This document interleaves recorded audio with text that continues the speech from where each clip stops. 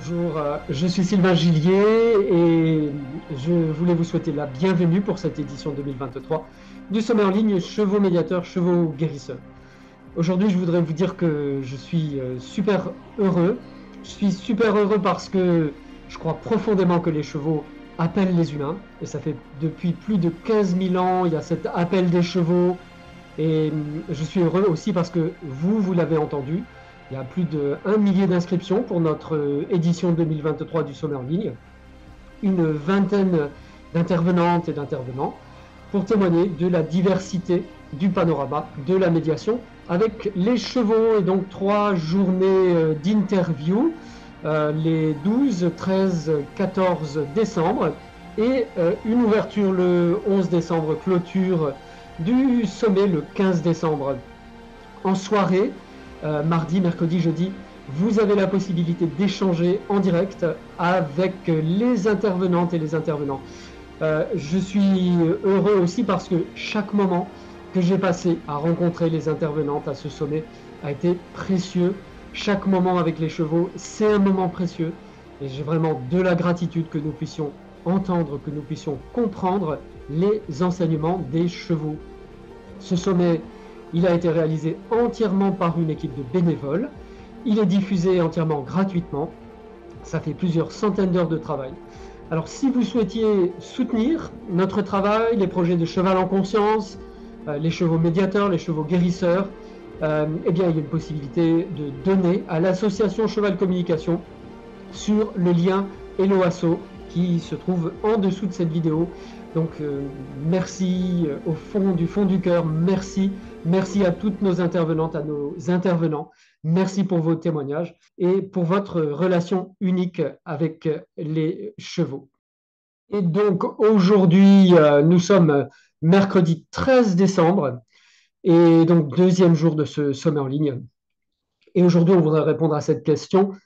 Le cheval, est-ce que c'est pour se reconnecter à la nature sauvage des chevaux, ou peut-être à soi-même? Et donc pour répondre à cette question, plusieurs intervenantes. Alexandra Bergmans, qui est artiste équestre, qui a travaillé avec l'équipe de Fred Pignon et Magali Delgado, entre autres. Leila Pages, qui nous parlera de ses projets actuels après donc son fameux film Sans attache. Mon amie Rebecca Janson, de l'association Dans les pas des chevaux, qui nous parlera de différentes traditions du cheval, et y compris les traditions africaines du cheval qui existent. Aurélie Le Serre, qui nous parlera de sa connexion avec le cheval. Laetitia Tohanen, qui nous parle depuis l'Est du Canada, de son expérience d'avoir son troupeau de chevaux en liberté pour des rites de passage, on pourrait dire, une connexion avec le cheval, une connexion intuitive avec le cheval.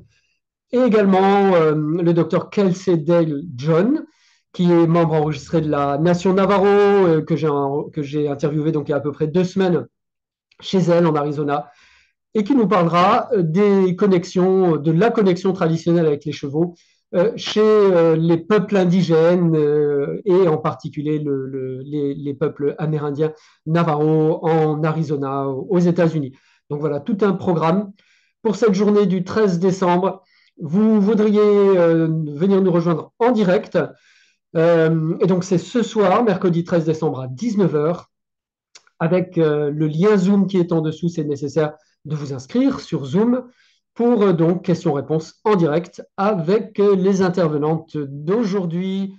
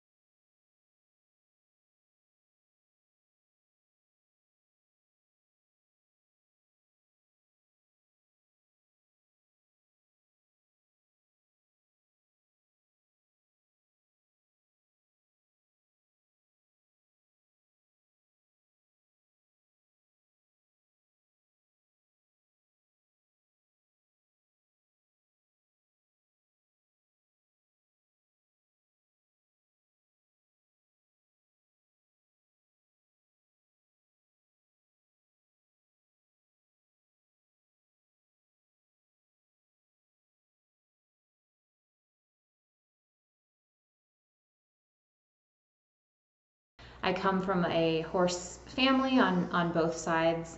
My mother and my father both came from horse cultures, and have had that in their backgrounds for a number of years.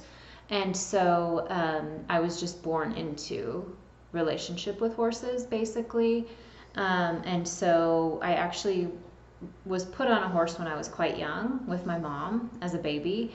And so I kind of was just always around horses. They were always there to me. So there's actually no moment in my life where I remember meeting horses for the first time or even really becoming aware of their presence, because they were just always there.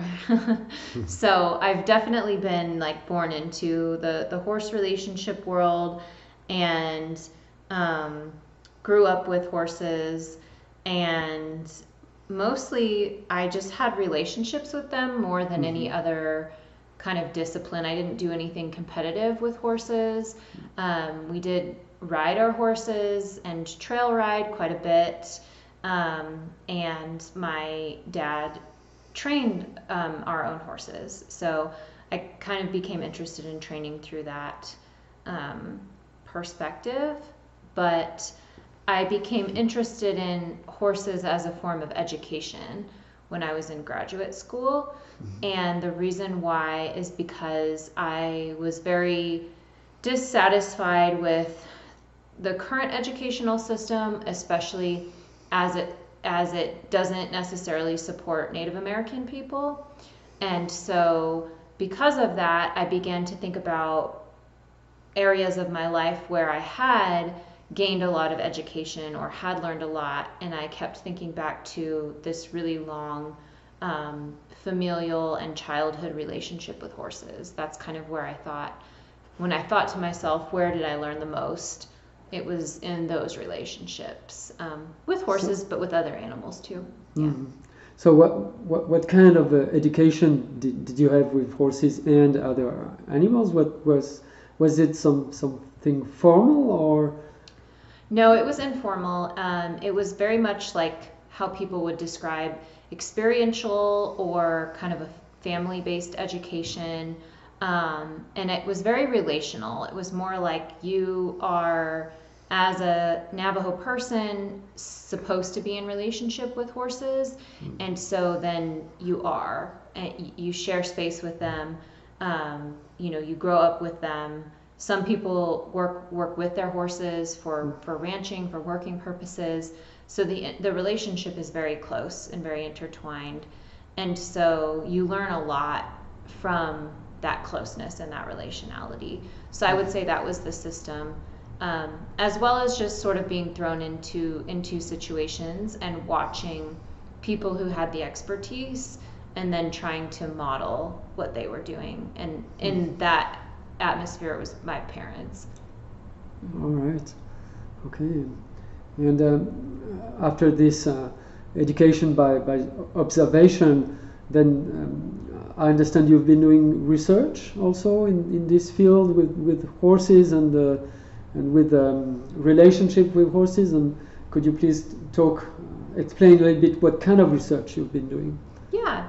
So I became aware as a scholar of the vast field of equine facilitated and assisted services. And so when I began to explore that world, it was really useful for me because it began to operationalize and add a framework to this relational learning that I had personally experienced. And my initial research was actually about horse-human relationships within the Navajo culture. And so I was already exploring horse-human relationships as a form of education. And then I became more aware that people were using horses within different modalities for different kinds of equine assisted services. And so I became really interested in that field over time. And my current research is I'm working with a team of folks at one is at Purdue, Leanne Knifelworth, and Aviva Vincent, who's at Cleveland State. And our research team is looking at diversity within the equine assisted services world. And even more specifically, we're looking at curriculum and how curriculum and training for equine assisted services contributes to or doesn't to diversity. So we're trying to better understand. It's the very beginning of the study. We're trying to understand, what affects people's access and also the lack of diversity within the equine world. There's really, again, there's not a lot of research on that. So we're approaching the problem from a very small standpoint and hope to grow that project over time. So we're very interested in that. And we're also interested in how people of different positionalities, identities, genders, races, any form of identity and kind of location, structural location, how they approach and practice equine assisted services differently. So I would say the basis of our research is that we very much believe that people's cultural views or their position in society affects the way that they do the work. So we're trying to better understand what those influences are and how they enter into the work. Okay. I heard from indigenous people that the horse might help to reappropriate the culture. Do you think this is true, and is it a result of your research, or? So currently, I'm not doing any research with tribal folks, but in my past research, I would say that yes, for that, it was very meaningful to people to continue on their cultural traditions in regard to the horses. And so, yes, I would say that it is important, especially for any tribes that are horse tribes that have those deep, beliefs and traditions. And it's just another part of the culture and also the lived reality. I mean, that's why I live my life with horses. It's a deeply cultural belief. It's a part of my belief system of what it means to be an indigenous person, and in particular Navajo person, is to be with horses. Okay, thank you very much. And I've met your horse Bambi before, which is a Mustang that was rescued. And how did that relationship build for you, and what did you experience while building this relationship with your horse? Yeah, so I was volunteering at a rescue in New Mexico called Four Corners Equine Rescue, and I was living in the area at the time, so I didn't have access to my own horses, and my parents, lived far away, so I decided to volunteer at a rescue because I just missed being around horses. And so that's where I met Bambi. And our relationship, I was just thinking, we've been together for 5 years, and it's been very educational. I think one of the biggest things that I've learned from her that was also influenced by my cultural background is just that everything that you do in the presence of a horse really matters. And even what you're doing away from them matters to that relationship, because she is, as you saw, a very sensitive horse. Yes. And so because of that, that's her greatest strength. That's her greatest superpower is being able to be so aware of her surroundings and so sensitive to everything. So that helped me look at the world in a different way. And it was mostly out of love for her, because I didn't want to upset her or confuse her as she made the transition from Mustang to domesticated setting. I could see that transition was hard for her, and I knew that it was. And so because of that, we just took a long time to work on all kinds of very basic things. And I took a very long time to build a relationship with her, and I was just thinking about it today. One of the things that I did with her the most was just like sit there with her, like just spend a lot of time just doing nothing, sitting there with her and just being there and being present. And so she's probably the horse that's taught me the most and has changed my outlook on what it means to have a relationship with a horse, what it means to train a horse, all of these things. And I think I actually credit her to me even going into more of an exploration around, you know, equitation and equine sciences, and like a lot of what we're learning now on the scientific side about what's best for horses, what's best for training them, how to care for them, how they do in equine assisted work. You know, all of these questions I think were originally prompted by her, because it just really changed the way that I understood horse-human relationships. Oh, okay, thank you. And so it took some time, and Yes. And she's such a sweet horse now, and very sensitive and very calm too. And so, do you think for equine facilitated learning or therapy, do you think that any horse would fit, or there would be some special horses? Should it be Mustangs, or what kind of preparation do you think would be adequate for this kind of work? Yeah, I mean, I feel like I've heard different opinions about this, especially from the scientific community, which I really respect. And I think it depends on the kind of equine facilitated work that you're doing. I believe that you can do equine facilitated work from a distance. Like, I believe that you can do it by simply watching horses in a pasture and sitting with yourself and your thoughts and examining, you know, what you're thinking and what that relationship is. And there are also folks who do mounted work, right? It can go a whole spectrum. So I think that the type of work probably depends on the type of the horse. And I'm sure that there are certain horses that don't want to do any type of facilitated work. So I think in the same way that we're very observant and careful and intentional about how we choose horses for different disciplinary work, it's the same with the facilitated work as well. I think horses have personalities, and they have likes and dislikes. They have sets of training.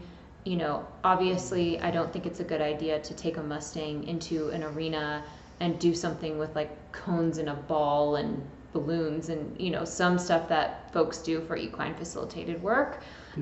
It's, I think in that aspect, it would be unkind to expose a Mustang to a bunch of objects that they haven't maybe seen before. So I think you have to gauge, and that's where I believe that having a good foundation of equine behavior and knowing what you're seeing is really important for judging which horses can do which kind of work. So you want to make sure that that horse is in a comfortable state. So if they're in a comfortable state doing the work and they're able to do it, I think that's a good sign. But yeah, I think it really depends on the work. I wouldn't say that like any kind of horse can or can't do it. And I also wouldn't say that Mustangs can or should do it, or that they shouldn't either. I think it really depends on the horse. So again, observation is important here. It's really important, yeah. I feel like that's maybe one skill that I picked up from my family, because again, I've shared space with horses basically my whole life.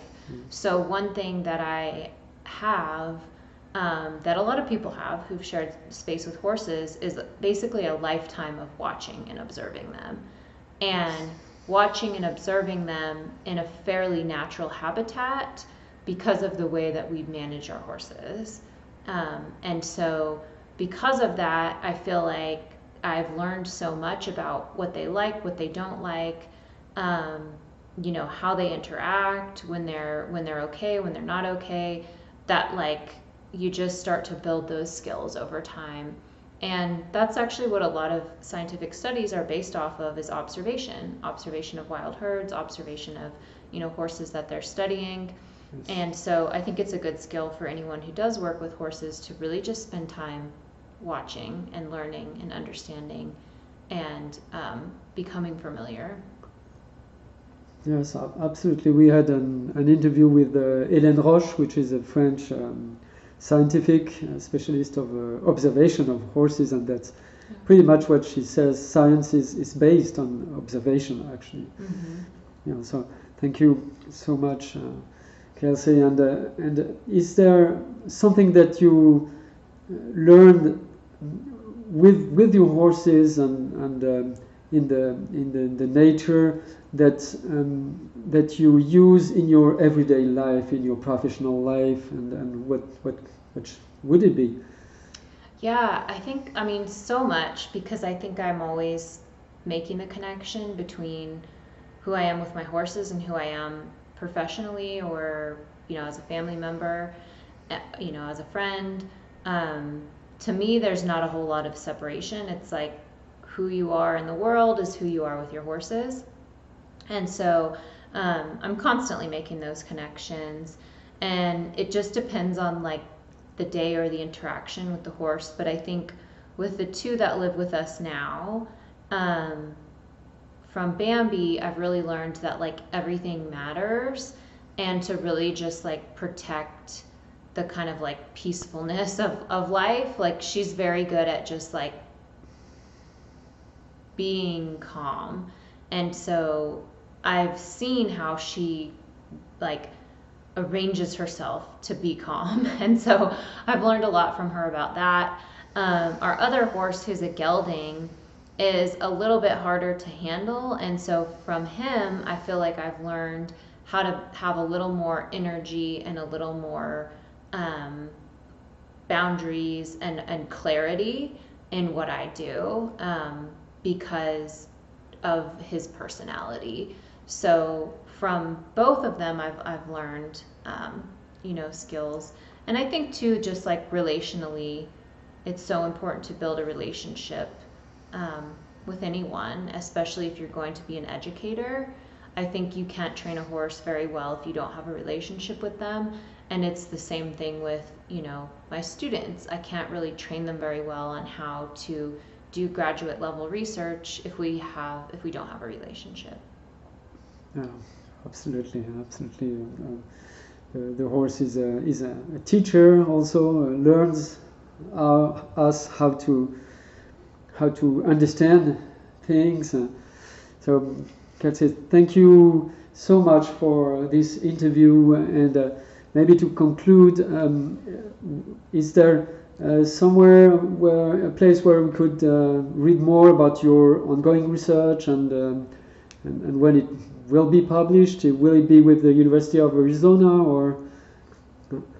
Yeah, so I'm happy to share our article once we do conclude our study and submit it for publication. There's a few articles already out there that they're not all in one place. I don't have a website, I should, but I'm happy to share them with you, some of my current writing. Yeah. Okay. Yeah. Thank you very much. Thank you. Thank you.